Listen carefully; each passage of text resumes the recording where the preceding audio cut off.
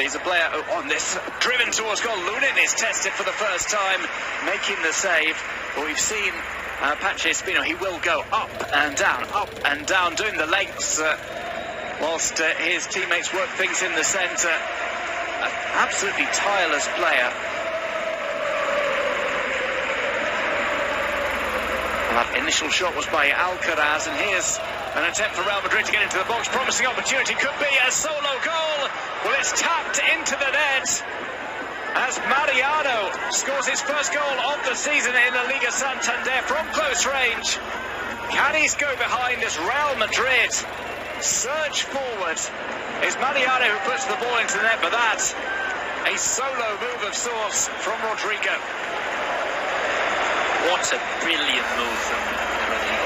That is one of the other players that has shocked Carlo Ancelotti because he didn't know him, and this is a brilliant run. He leaves 3-4 Cadiz players behind, and probably it's the easiest goal Mariano has ever had to score. Well, he taps it in from close range. It is Cadiz 0, Real Madrid 1. Mariano Diaz with the goal. That devastatingly disappointing for Cadiz, given their attacking strategy to start off the game. The very first time that Real Madrid get into